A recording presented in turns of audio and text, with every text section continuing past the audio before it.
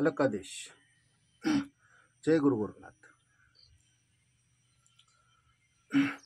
तर सर्व नाथ भक्तांसाठी व इतरही साधक साधिकेसाठी आज अंगात वारे येते, पण वारे खूप वेगाने येते, जोरजोरात येते, वारे कंट्रोल होत नाही।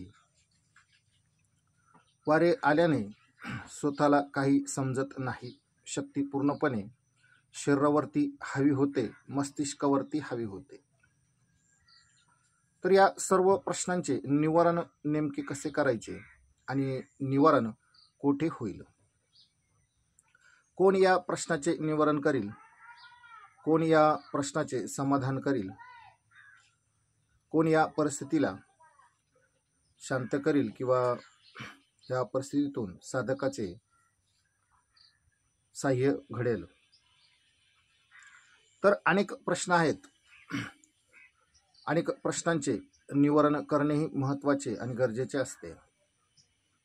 मित्रांनो, आज सोशल मीडियावरती अन्य माध्यमातून अन्य प्रकारची माहिती प्रसारित होत असते, प्रदर्शित होत असते। आपण अनेक उपाय करून बघतो, अनेक माध्यमांना स्वतःला सावरण्याचे वावरण्याचे प्रयत्नही करत असतो। काही केल्याने आपल्याला गुण समाधान मात्र मिळतच नाही। असे काय करावे की जेणेकरून समाधान मिळेल? तर मित्रांनो, अशी जर परिस्थिती कुणावरती असेल, म्हणजे फार तास मी तर हेच बघितलेलं आहे की ही परिस्थिती महिलेसाठी, एका स्त्रीसाठी खूप लाजिरवाणी होत असते। तिच्या पुढे हा प्रश्न खूप गंभीररित्या पसारा पसरून बसलेला असतो। अंगात तर येते, देवी संचार तर करते, पण वारे कंट्रोलच होत नाही। शरीर जोरजोरात इकडे तिकडे झुकते, हलते। तर अशा व्यक्तींसाठी, ज्या व्यक्तींना संचार सूक्ष्म रूपात घ्यायचा आहे, संचार सूक्ष्म रूपात घ्यायचा आहे किंवा करून घ्यायचा आहे, जर अंगात वारे येत असतील आणि वारे खूप वेगाने येते, खूप जोरजोरात येते, तर नेमके काय करावे ह्या प्रश्नाचे उत्तर जर शोधायचे असेल, या संकटाचे जर समाधान करायचे असेल, तर काय करावे? मित्रांनो, ह्या गोष्टीला दोन पर्याय आहेत। दोन पद्धतीने, दोन पर्यायाने तुम्ही समाधान करून घेऊ शकता। सर्वप्रथम पहिला पर्याय म्हणजे ज्या व्यक्तीला शक्तिपात करता येतो, ज्या व्यक्तीकडे साक्षात शक्ती विद्यमान आहे, विराजमान आहे, त्याच्या शब्दावरती शक्तीचे कार्य चालते, अशाच व्यक्तीला किंवा अशाच व्यक्तीकडून जर तुम्ही दीक्षित झालात, गुरुदीक्षा घेणमाळ करून घेतली, तर 2 ते 3 वेळेस सवारी घेऊन चौथ्यांदा पाचव्यांदा सवारी मात्र शांत होते। मग 2-3 वेळेस म्हणजे 2-3 वर्ष नाही, तुम्ही 2-3 दिवसात किंवा 2-3 तासातही सवारी शांत करू शकता।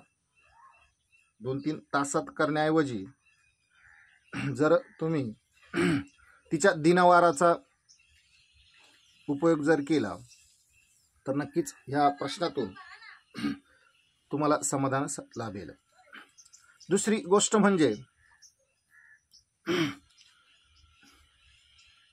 जी शक्ती शरीरावरती येते, जिचे वारे येते, हवा येते, संचार येतो, त्या शक्तीचं आणि तुमचं कम्युनिकेशन घडायला हवं आहे। तुमचा शब्द शक्तीने मानायला हवा आहे। आता हे तर सहज होणार नाही। जर तसे असते तर माझ्या सांगण्या अगोदरच तुमचे वारे शांत झाले असते, शक्ती वेगानं न येता शांतपणे शरीरावरती आली असती, सूक्ष्म रूपात आली असते। मग आता ह्या 2 मार्गापैकी तुम्हाला जो मार्ग सहज आणि सोपा वाटतो उन्नती आणि प्रगतीचा वाटतो, आत्मिक बळाचा आणि आत्मिक उन्नतीचा वाटतो, आत्मिक ज्ञानाचा वाटतो, तो तुम्ही आजमावा.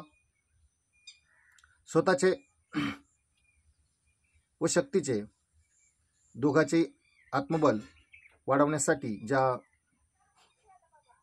मार्गाचा, उपायाचा, माध्यमाचा तुम्हाला सदुपयोग होईल ते माध्यम तुम्ही आजमावून तुमच्या शक्तीला तुम्ही कंट्रोलमध्ये करू शकता.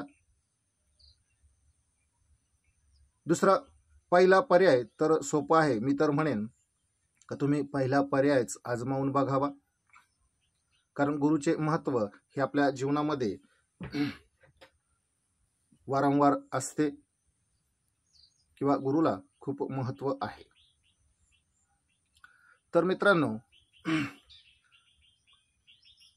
मी ह्या उत्तर शोधण्यासाठी अति परिश्रम, आटोकाट प्रयत्न, बऱ्याचशा साधकांशी कार्यशील राहून हे करण्याचा प्रयत्न केला.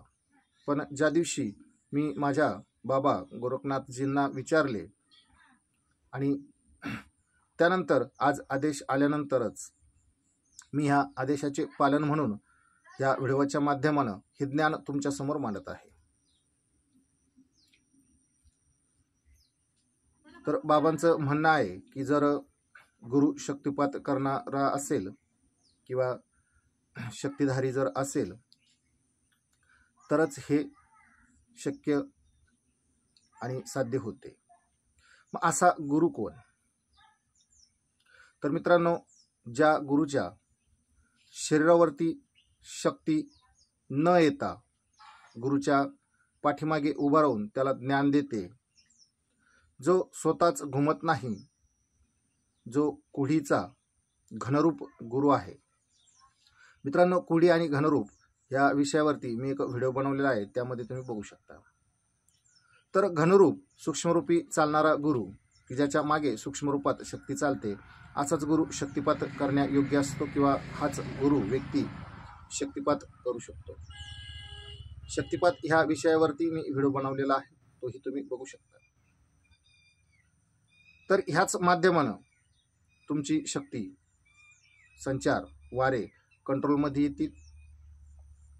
सवारी शांतपणे तुम्हाला मागं उभा राहून मार्गदर्शन करू शकते. म्हणजे 100% कल्याणच कल्याण आहे. म्हणजे ना लाजणे, ना कंटाळवाणा होणे, ना समाजात तुमची कुठली म्हणजे कुठल्याच अनुषंगाने तुम्हाला प्रश्नच राहणार नाही. कारण ज्याही वेळेस तरुण व्यक्तीला, कमी वयातल्या मुलीला किंवा बाईला सवारी येते, त्यावेळेस तिचे घरचे किंवा नातेवाईक नाकारत असतात.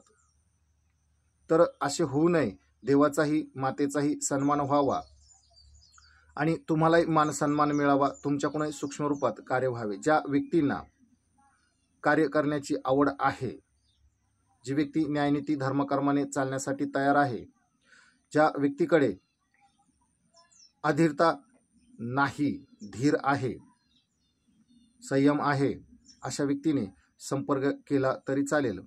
माता भगिनींचे हे कार्य मी नक्कीच करून देण्याचा प्रयत्न करील.